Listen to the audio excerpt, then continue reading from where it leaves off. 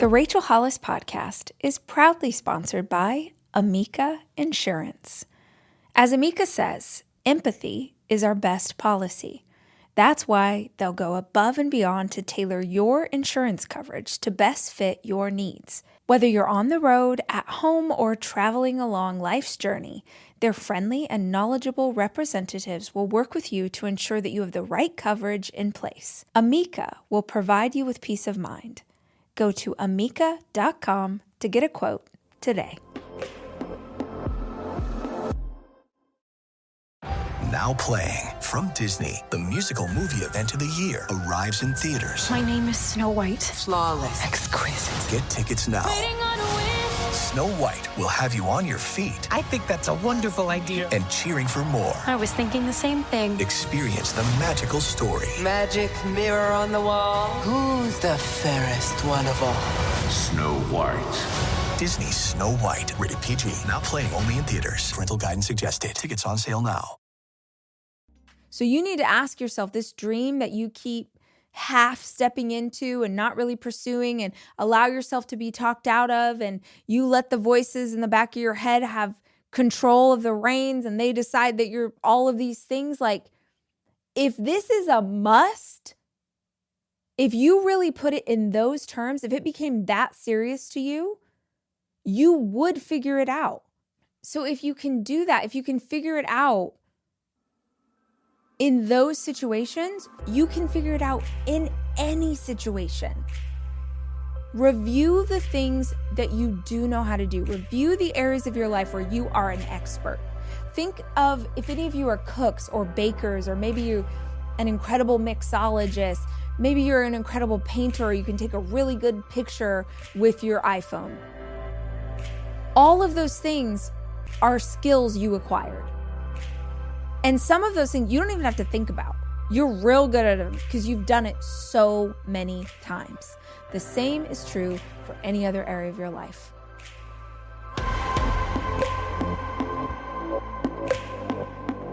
Hey guys, it's Rach. Welcome to the show. I'm so glad that you're here with us today. And I have a favor, which sounds kind of harsh if we just met, but I'm assuming that most of you have been a part of this community for a hot minute. And so I gotta ask, are you subscribed to the podcast? Subscribing to the podcast you listen to regularly is one of the best things that you can do for hosts like me. It helps to support the show and the staff that works on it. It ensures that you never miss an episode when we drop a new one. And here's the cool thing about subscribing. If you do it and then you hate this show, just unsubscribe. It's one click away. In the meantime, if you're listening, we would so appreciate it if you would just tap that button and make it official.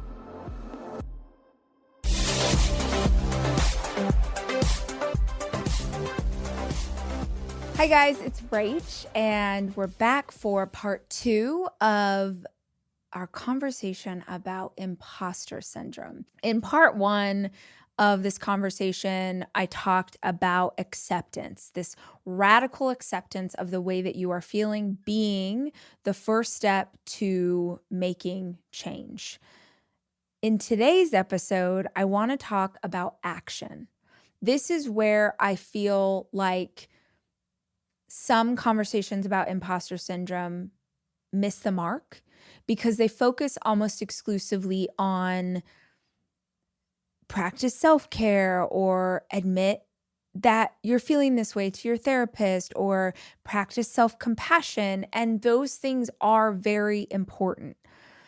While I'm sure those choices that come up when I Google, I'm sure those things are incredibly helpful and necessary for some people, but at least for me and my personality type, I need to do stuff. I need to take action. I always gain confidence through experience and knowledge acquired. Like living through something and gaining knowledge, that's where my confidence comes from. And if you are feeling imposter syndrome, at its root cause, what you're feeling is insecure. So the opposite of insecurity is confidence.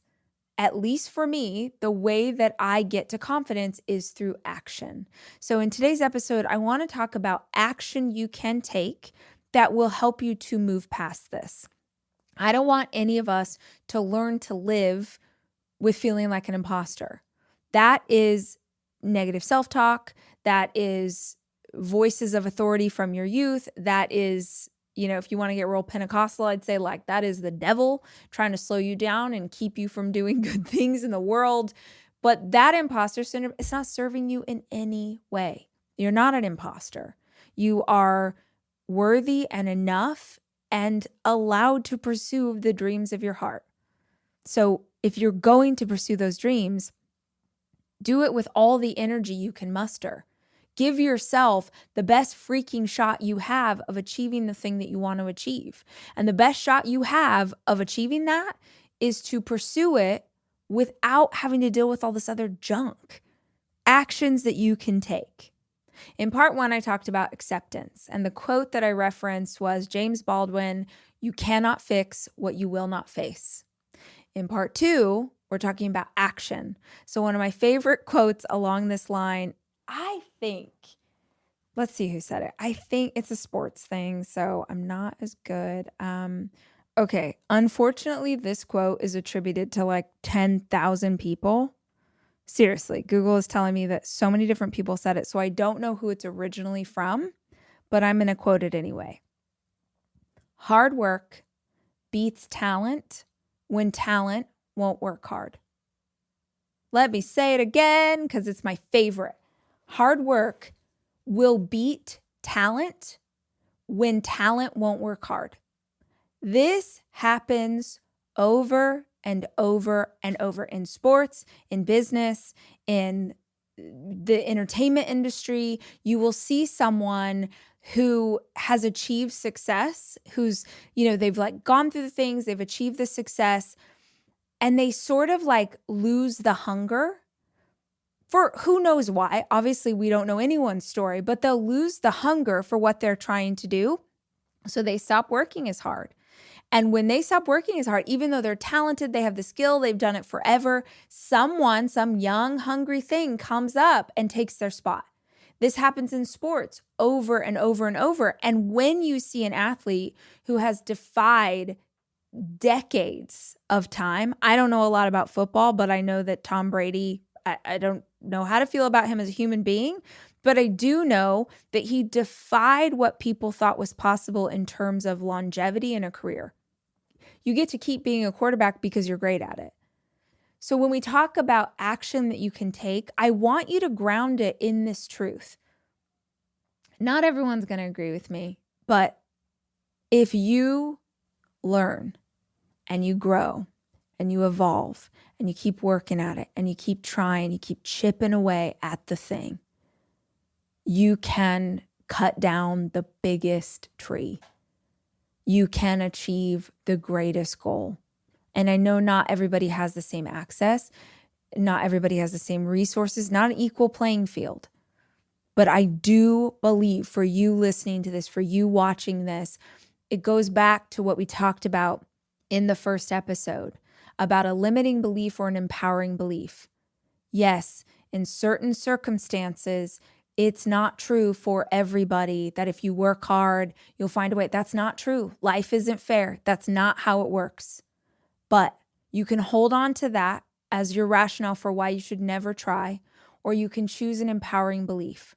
An empowering belief would be saying to yourself, man, if I just keep at it, I got an axe and I'm trying to chop down a giant sequoia. But if I just every day, if I chip away at this, and I keep learning and I get better tools and I sharpen my axe and now maybe I've got a saw and now maybe I know one person, I know another lumberjack and they can help me. Like if you keep working at it, you can get there. You can get there. So everything that I'm about to talk about in terms of action, I want you to ground in that. Even if you have a hard time believing it's true, just for today's purposes, just hold space for but what if? What if that really is all it is? What if I keep giving up and if I just stayed in the race, I would eventually cross the finish line? So the first action that I want you to take is going back to the original reason why people feel imposter syndrome. They feel imposter syndrome because they believe that someone who's already doing it will do it better than they are able to. Like someone who's already an author, they got it. They did the thing. I'm never going to be that kind of author. Somebody who already started the restaurant in my hometown, they're a better restaurateur than I could ever be. They've already done it. They will do it better. I'm going to read exactly what I wrote. If they do it better, it's because they have more skill. They have more skill because they have more practice. If you could wave a magic wand and have spent as many hours playing basketball and training and whatever else LeBron James does to be LeBron James, you get to wave a magic wand, snap your fingers. You have all of his experience right now inside your body. Now, I'm 5'2", so if I got all of LeBron's moves, I've got his skill, his knowledge, maybe still not going to beat him in a game of basketball because I'm 5'2", but I'd be a pretty freaking amazing basketball player. It's practice. You are telling yourself this lie that this mythical they is better than you because they have more practice. That's it. It's time. It's the 10,000 hours. You know this. You know in your heart of hearts, it like what's truer than true. Like you know that is real. Yes, there are people that have skill. There are people that have natural talent. I have a very dear friend who's an incredible, super talented musician. And I was asking him once, because I look at his career and I look at his success and I look at all the things that he's been able to do in his very young life. And I'm like, oh my gosh, you picked up a guitar and this was just like you could sing and you could do the whatever and like whatever. Like, because I'm just assuming I didn't know a lot about his history or his younger years. So I just assumed like he came into the world and he was that little kid who could just do everything. And he was like, oh no, Rach, I wanted to learn guitar. So I practiced all day, every day, 8 hours a day. He's like, I got a guitar and I just started practicing. And I can't remember how old he was. He was little though. And we were sitting with some of his best childhood friends at the time. And they're like, oh yeah, I remember we used to hide his guitar because we wanted to go play like video games and he wouldn't stop playing guitar. He said he would play until his fingers bled. He just over and over and over because he was so passionate about knowing how to play guitar. And he did it over and over and over and over. And I loved the reminder because you could look at someone with his career and his massive success and think, oh, you just sprang into the world and you knew how to do this. And then you find out, no, he just was really passionate about it. And he taught himself how to do these things through 10,000 hours of work. The answer is not that they're better than you. It's that they're further along the path. It's that they've put in more time. And y'all, I think that has got to be one of the most empowering thoughts we can possibly hold. I mean, maybe that's like a guiding philosophy in my life. Guiding philosophy is that anything I want to figure out how to do, if I'm willing to put enough time, if I'm willing to learn from my mistakes, if I'm willing to grow and get better, then I can be an expert at anything. Because the experts used to be someone who just was excited about learning a new thing. Every single person you admire is just someone who got excited about a topic and figured out how to do it and then kept doing it over and over and over. It's just practice. You don't have to be at their level. If you put in 10,000 hours and you're still at the same level, well, yeah, we should have a conversation, but that's impossible. It is literally impossible for you to put in that much effort and not drastically improve. I don't care who you are, where you're at, I don't care. If you put in the time, you will get better. Wow, what an exciting thing to think. Now playing from Disney, the musical movie event of the year arrives in theaters. My name is Snow White. Flawless. Exquisite. Get tickets now.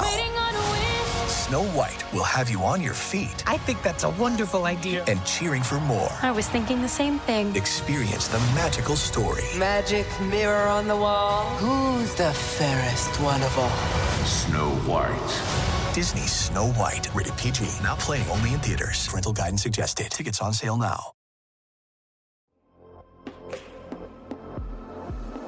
DirecTV is a better way to watch whatever you want to watch. We all know the frustration and confusion that comes from endlessly scrolling, trying to find your favorite shows. DirecTV brings together your live TV and apps into one home screen, helping you avoid the hassle of plugging in passwords again and again or wasting time searching for what to watch across platforms. With DirecTV, you spend more time watching and less time searching for your show. Sign up for DirecTV today at directtv.com.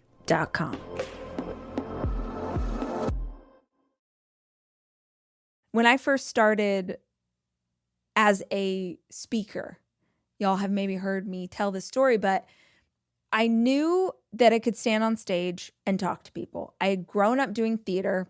I come from a history of preachers, and not just any preachers. I come from Pentecostal preachers, which are they're incredible storytellers. They've got a fair amount of drama in their retelling. And we just had my dad over for lunch the other day, and my boyfriend hasn't gotten to spend a ton of time with him.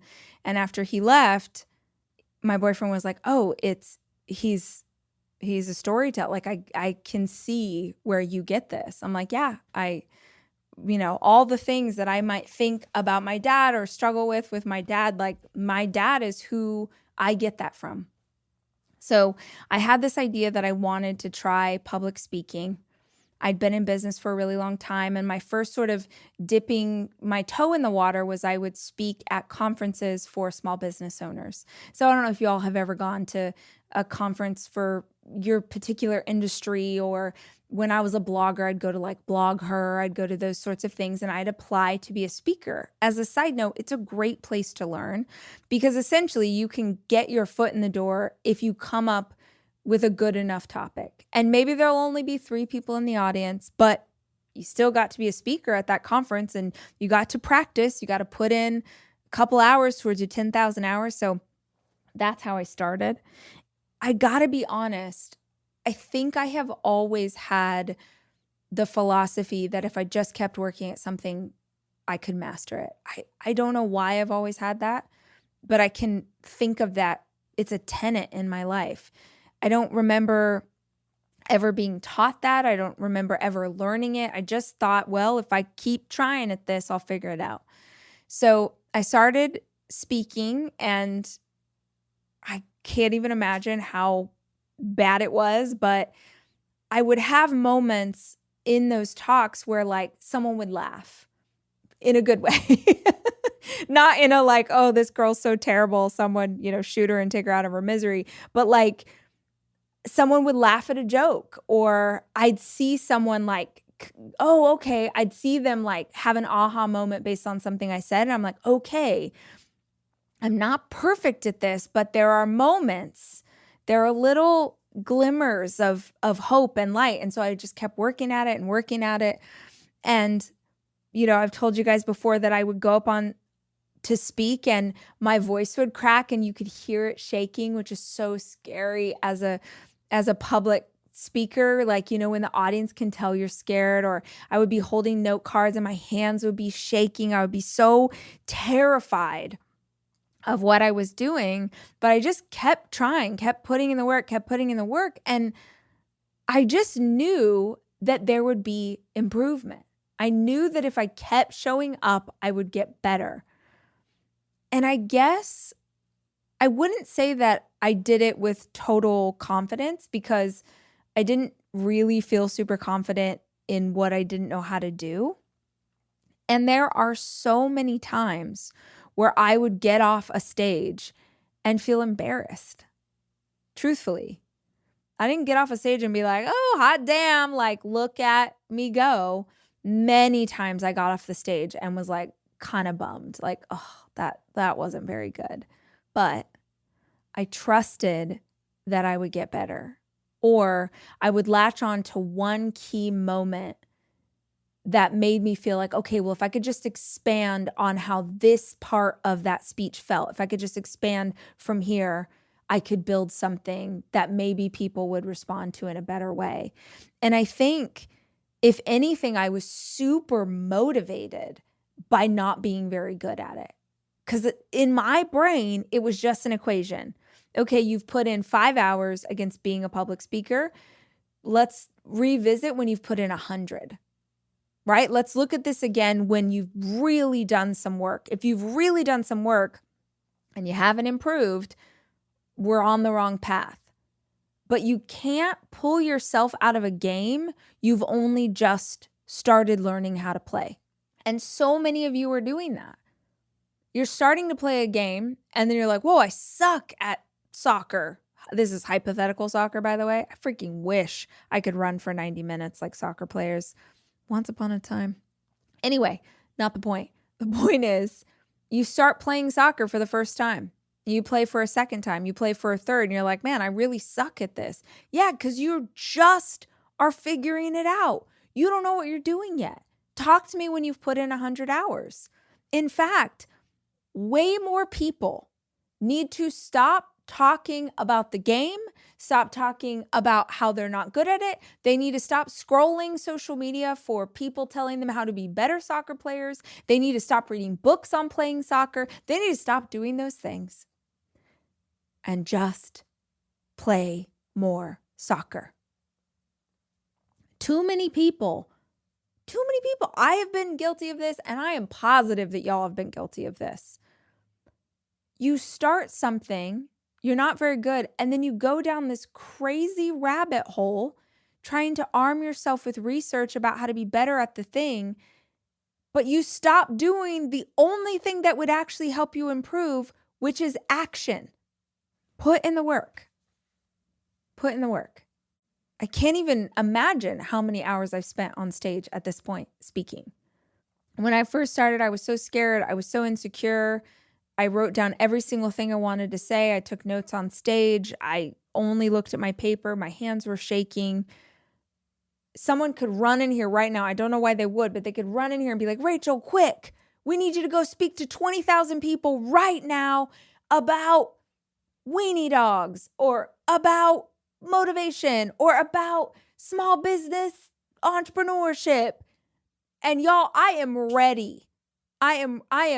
This skill is honed. I am like a fireman. I am ready at a moment's notice. You need me to go speak on a stage to people? I got you. Not because I'm better, not because I'm smarter, not because I came into the world with this skill, but because I have done it so many times. I don't have to think about it anymore. It's just in me. And whatever it is you're trying to be great at, it will be in you too. It will become instinct. You don't have to think about it anymore. But to get to a place where something is instinctual requires a lot of time and effort. Number 2, an action you can take. The second action you can take is to review the skills you currently have and the time it took to acquire them. And I don't even mean like some highfalutin fancy skill. I mean basic stuff. Driving a car, raising a kid, being a great college student, knowing how to get an A, your marriage, like whatever it is. Think of all of the things in your life that when you started out, you had no freaking idea what you were doing. And now, because of enough time and enough intentionality and enough learning and growing, you are a master at all of these things. And all it took was just you believing, okay, I'm going to keep showing up. Or it was a situation where you didn't have a choice. That's the other thing, is that we find ourselves in moments like, let's say parenting. I know a lot of you are mamas like I am. I had no idea what I was doing as a parent. None of us do. When you are a first-time parent, you have no idea what you're doing. And by the way, with every passing age that my kids get, like now I have a 16-year-old, every passing age I'm like, okay, now we got to learn this. Someone told me recently, they were like, my oldest son's about to go into his junior year in high school. And they said, well, junior year is the most important year for college applications. And I was like, I had no idea. No idea. Y'all, I did not. I went to acting school. I did not know that junior year mattered so much for his college. I have no idea. Great. Okay. It's a whole new thing I'm learning because now I'm the mom of a junior in high school. By the time his little sister is a junior in high school, I'll be like, girl, we got this. Let's go. PSATs, SATs, PQTIs. I don't know any of the tests. I'm not a scholastically inclined human being, but you better believe that by the time Noah Elizabeth, she's ready to go, I'm going to have all the info. And in that situation, I'm going to have the info because I have to. Because when you have a newborn for the first time, if you don't figure it out, you're going to hurt your baby. So you learn these things because you have to. And some of you need to have a very real heart-to-heart with yourself about whether or not this thing that you're pursuing actually feels like a must. When you have a newborn baby, figuring out how to raise the baby is a must. It is a life or death proposition. It is a must. So you need to ask yourself, this dream that you keep half stepping into and not really pursuing and allow yourself to be talked out of, and you let the voices in the back of your head have control of the reins and they decide that you're all of these things. Like, if this is a must, if you really put it in those terms, if it became that serious to you, you would figure it out. So if you can do that, if you can figure it out in those situations, you can figure it out in any situation. Review the things that you do know how to do. Review the areas of your life where you are an expert. Think of, if any of you are cooks or bakers, or maybe you're an incredible mixologist, maybe you're an incredible painter, or you can take a really good picture with your iPhone. All of those things are skills you acquired. And some of those things you don't even have to think about. You're real good at them because you've done it so many times. The same is true for any other area of your life. I think you guys know this, but in case you don't, my happy place is on the beach.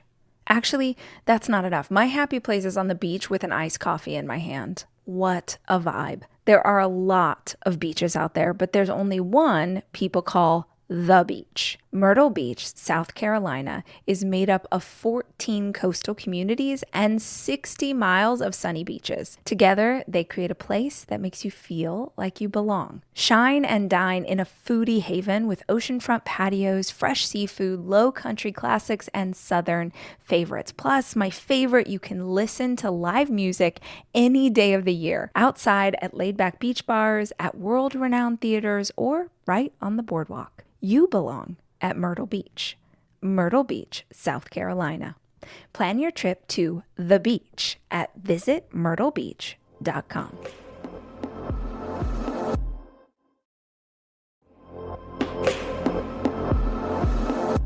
Listeners, NerdWallet wants you to let them do the work for you.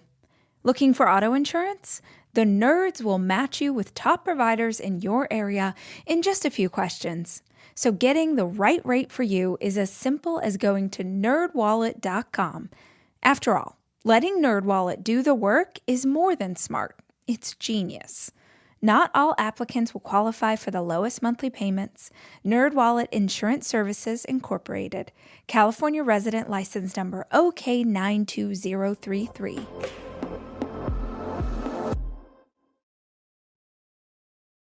So if we're thinking about those skills that you already have because of time that you have put in, and if you can look at those situations and go, okay, yeah, I get it. I get what you're saying, Rach.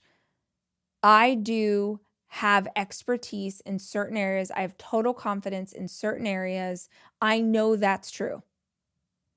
So then the question that I wondered is, if we know that's true, what is it about this particular goal or dream that causes you to hesitate?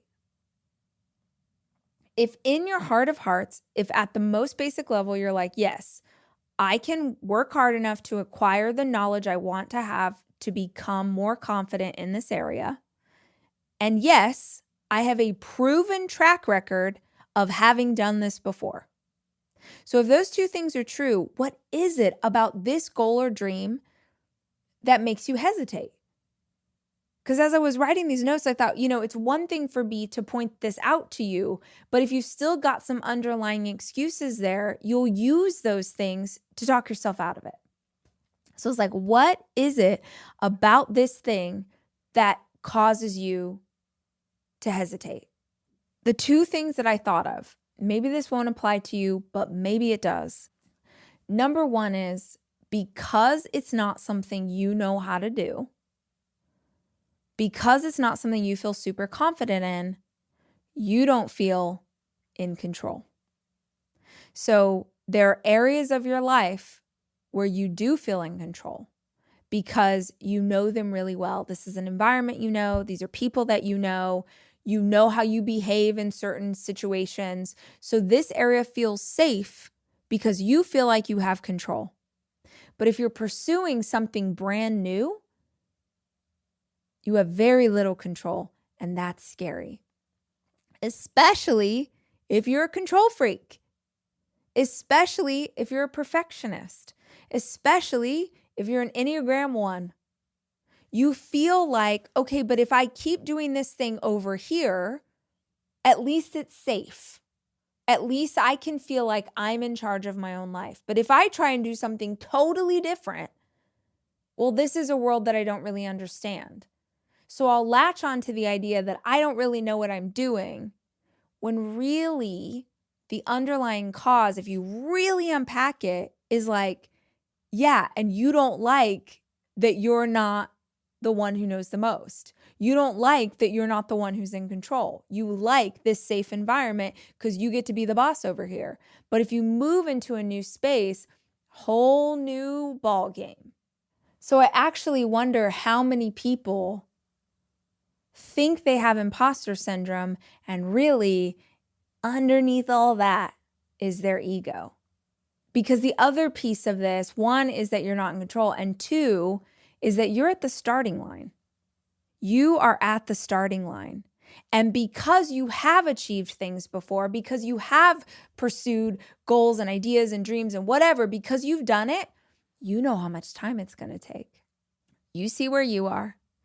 You see a person that you admire, and you have decided that the space between where you are and where they are is so long, there's so much distance, there's so much detail that it overwhelms you and freaks you out, and you pull yourself out of the race before the starting pistol even went off.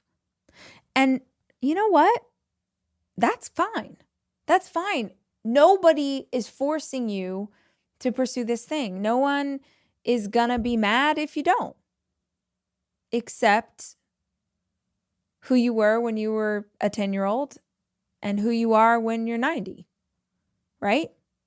The little girl who believed that she could do anything, and the 9-year-old woman who looks back on her life and goes, man, I think I could have been a writer. I think I could have been this. I was 47 when I really decided to pursue my dream of being an artist. I was 47 years old and I really wanted to do this thing. But at 47, I thought, I'm too old. It's going to take too long. You're 90 years old and you're looking back on your life and realizing that you had 43 years left, that you basically had a whole second half of life left to go. But you talked yourself out of it because you thought it was going to take too long.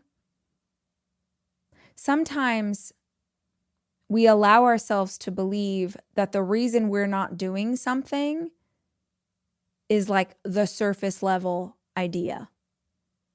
Well, I have imposter syndrome. Yeah, maybe that's true. But maybe the root cause of that imposter syndrome is something greater.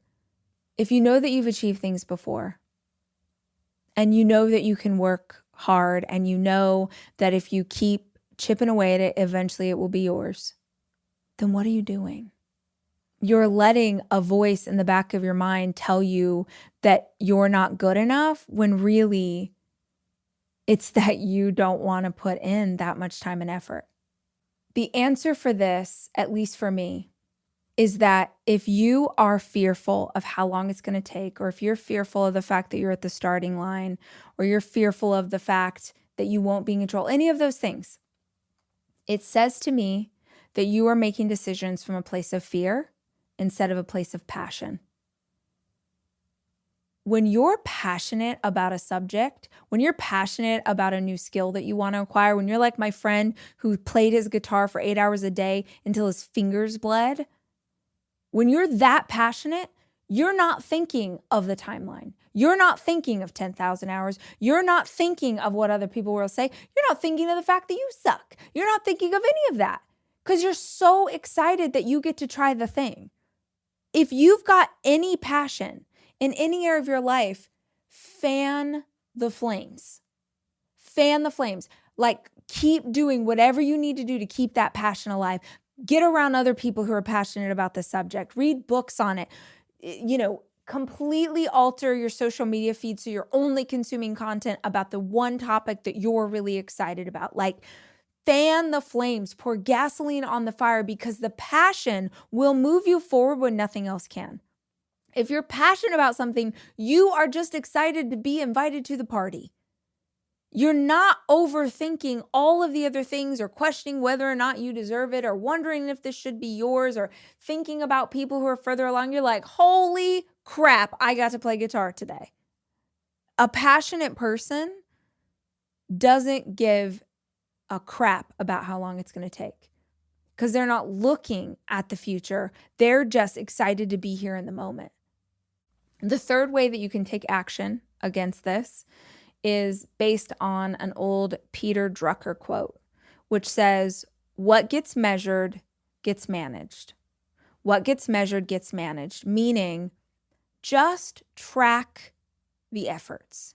If you track the efforts and you keep putting in effort, you will see results, period. The problem is that we have access to social media now, which shows us people who have completely outsized, ridiculous results that no normal human can achieve in the span of a month.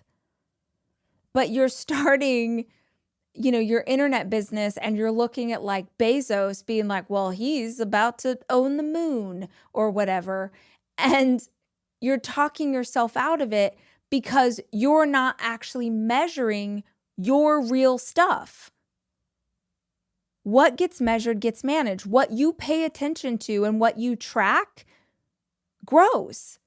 Okay, here's a perfect example. You and I were hanging out on this podcast right now. I know month over month how many people listen to my show.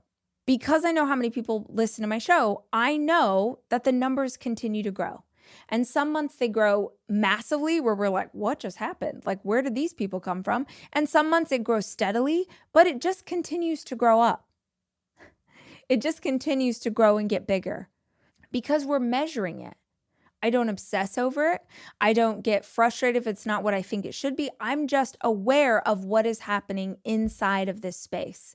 And the beauty of it is, if I have a moment, if I have a human moment where I'm like, I'm not as big as this person, I really try and not ever get into that mindset. But let's say that I was. Let's say I was freaking out and I was like, dang it, I don't have as many followers as that kid who has the Prime energy drink. My teenager told me about him.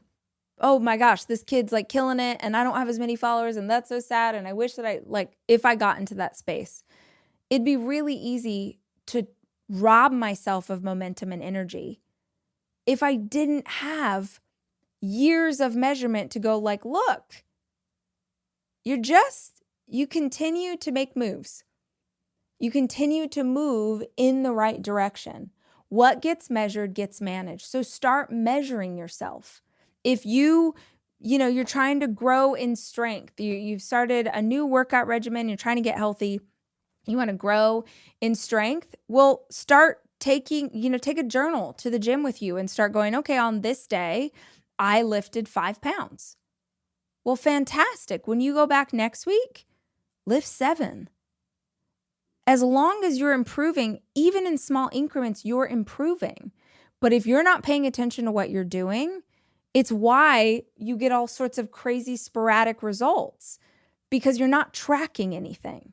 This is a really good one for anyone who struggles, and I'm raising my hand, who struggles with needing an authority figure to externally validate them.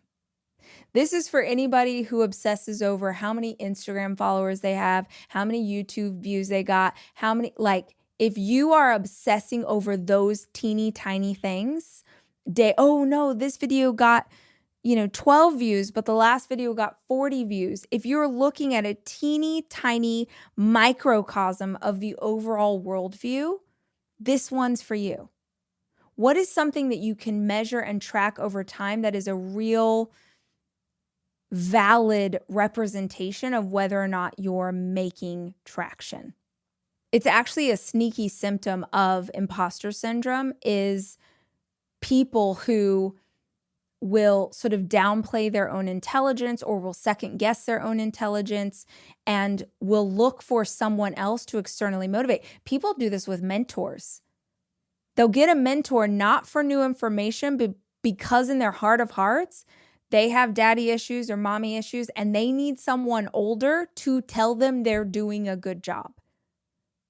I've 100% absolutely fallen into this hole before, where I'm like, oh, I need this older man in personal development to tell me that I'm doing a good job, to know that I'm doing a good job. Or I need this older man in personal development to give me his seal of approval. And just as a side note, when we need external validation, we are so easily manipulated. Everything, it's here, guys. It's intuition, it's gut, it's heart. Everything you need, you already have inside of you. Find some kind of metric that you can use to just show progress. So here's another great example. Started again on YouTube. YouTube is a huge place for podcasts. I think right now YouTube is actually the #1 platform for podcasts. And I have a really big podcast. I'm not trying to be a douchebag, but you're listening to it. I do have a really big podcast on Apple. Thank you, Apple. Thank you, iTunes. My show does really well. But there's a whole platform of people, hundreds of millions of people all over the world, billions, I don't know, lots of people on YouTube that maybe don't know about my show because I'm not on that platform. It's why we are very intentionally making a move to let you know we got stuff going on over there. But if I just kept throwing videos up there but didn't measure a metric, well, how do I know if the effort and the energy I'm putting into something is working? What gets measured gets managed. This is action that you can take right now. So when the voice in the back of your head tries to tell you that you're not good enough, you're not strong enough, you'll never be as cool as XYZ, you're like, actually, when I started, I had 5 people who were on my email list, and now I have 200. And that's massive. So shut up, voice. It's not real. What's real is what has actually happened, not the stuff that your brain tells you. Number 4, action you can take right now. Broken record, but it's never going to not be true. The circle of people that you surround yourself with is one of the biggest indicators of where you're going to be in 5 years. And I have talked about this so many times. So many authors and teachers and gurus and personal development and preachers have talked about your circle. The reason they talk about it so much is because it's true. It's been proven psychologically, scientifically, over and over and over. You don't need to hear me say it again, but I'm just going to add one quick caveat to this. You become who you surround yourself with. If you are hanging out with people who have imposter syndrome, guess what? If you are hanging out with people who are constantly insecure, who are constantly putting themselves down, who are second guessing everything they do, who talk and talk and talk, but don't actually take action, if that is what you are being filled with by everyone around you, that is going to become your normal. And yes, it would be amazing if you could snap your fingers and all of a sudden have 3 great new, badass, super confident friends who could hype you up. But what I have found is that it is easier to make your circle smaller than it is to add to it. It is easier to stop interacting so much with people who are not the right people for you than it is to magically snap your fingers and have a new bestie who's perfect for you in every way. So you don't need me to tell you again that who you hang out with is a massive indicator of who you're going to become. You got to know that by now. But if you keep hearing that and what you think is, okay, I need to go attract a great new bestie, that's amazing. Manifest that in your life. But actually, the easier solution is just to limit your interaction with people who are not aligned with who you want to become. Last thing, we made it. Part 1, part 2, we are on to the last thing, the 6th action that you can take right now to help you move past this.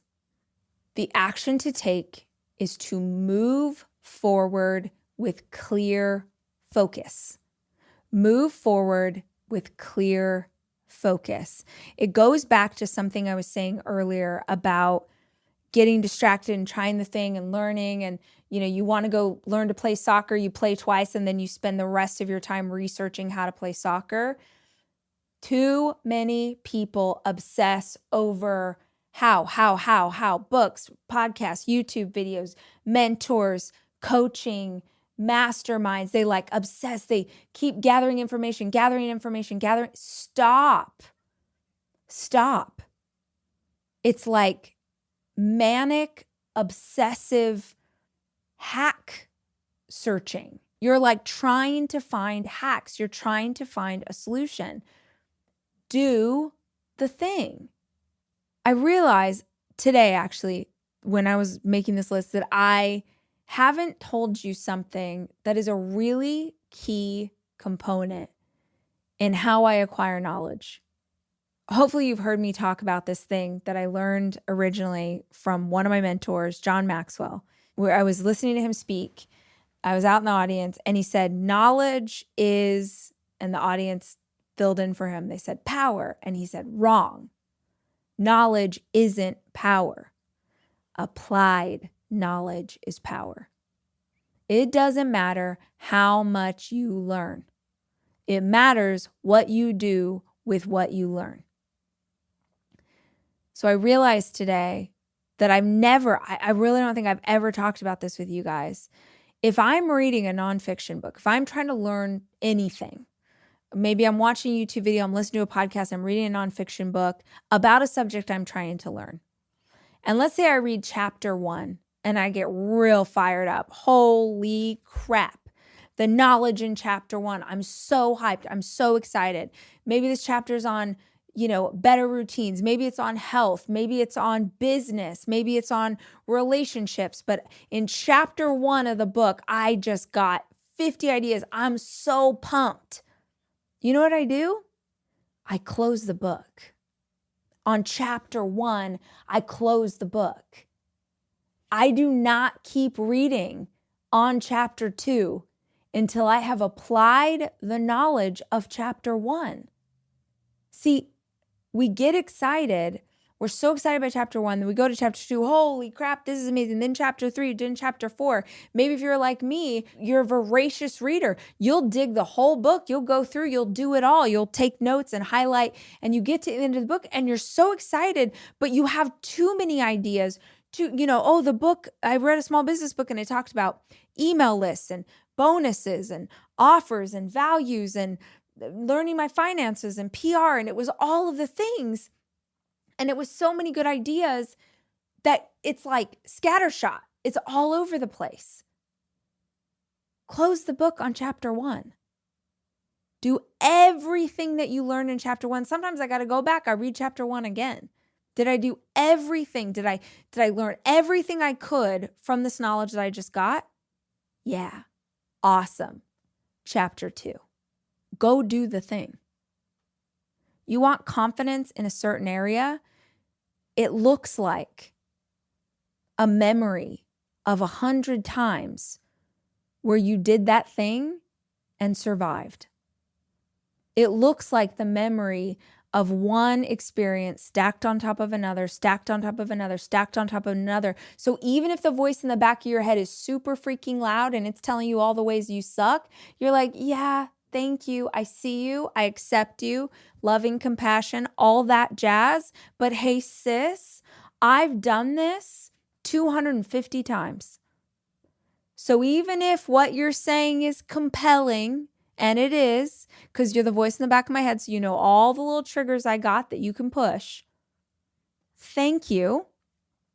But despite what you are saying, I have evidence of the fact that I actually am strong enough for this, that I am smart enough for this, that I am worthy, that I am enough, that I can figure it the hell out. I might not know right now, but I can figure it out. That is only possible if you've got the experiences to back it up.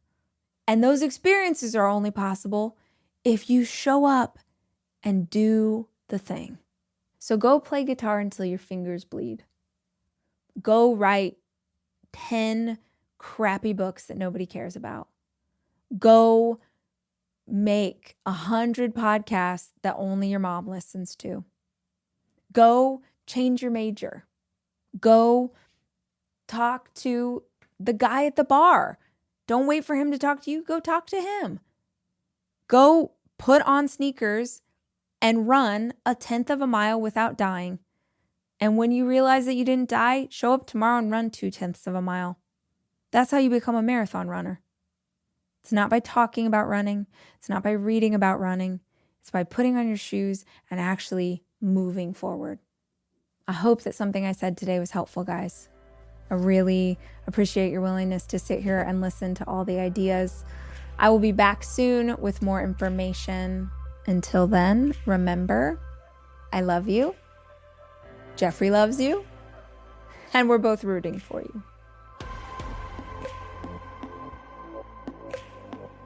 The Rachel Hollis Podcast is produced by me, Rachel Hollis. It's edited by Andrew Weller and Jack Noble.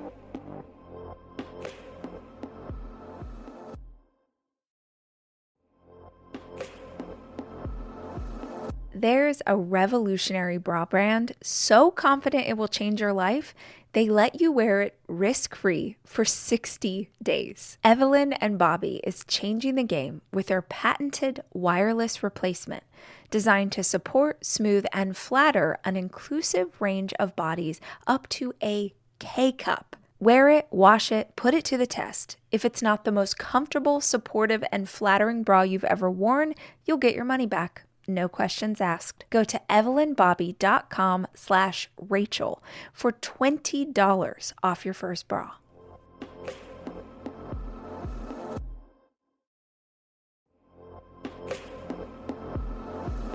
It's time to play ball. My son has been working with his baseball team since the fall, and we are officially in baseball season. So if you're a mama like me and you got to stock up on all the sporting gear, now is the time. Academy Sports and Outdoors has the gear that you need, and you can bring it home for less. Gear up for baseball, softball, and t-ball with essentials from Easton, Rawlings, and Wilson at Academy. Academy offers free 1-hour in-store or curbside pickup if you're like me and you forgot to get the equipment in time. Swing by your local store or shop academy.com today and get ready to hit it out of the park.